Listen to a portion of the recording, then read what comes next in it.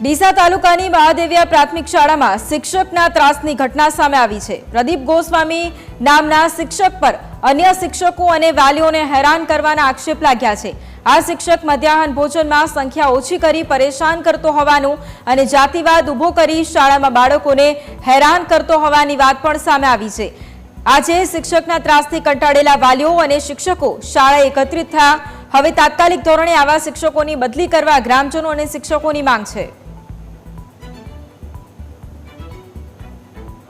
2/11/2018 ના દિવસે ફરીથી હું હાજર થવા આવી ત્યારે હાજર થવા આવી ત્યારે આ સાહેબ કે કોઈએ મને માસ્ટર ના આપ્યું અને એ સાહેબ તો રજા ઉપર જ ઉતરી ગયા હતા। હાજર થઈ ત્યારથી તો એમનો અહમ ગવાયો છે। હું જ્યારથી હાજર થઈ ત્યારથી તો એ મને કોઈ પણ બાબતે મને સપોર્ટ જ કરતા નથી, કોઈ પણ કામમાં મને મદદ પણ ના કરે અને જો કરે તો ખોટી રીતે કંઈક ખોટું જ કરે કે જેથી હું ફસાઈ જાઉં।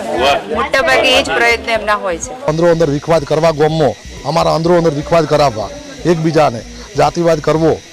પછી અમે કોઈ ગામના વ્યક્તિ કહેવા આવીએ સ્કૂલમાં તો પ્રદીપભાઈ સાહેબ અમને તેઓ મળે ના, બેન જ અમારા આગળ થાય અને બેન અમારા વિરુદ્ધમાં પછી કોઈ પણ કે તમે મારા હમું કોઈ કરશો તો હું તમારા વિરુદ્ધ આ ગુનો કરશું એવો પરમ દિવસે અમારા પોલીસ સ્ટેશનમાં રૂરલ પોલીસ સ્ટેશનમાં અમારા વિરુદ્ધમાં ગુનો પણ દાખલ કર્યો છે।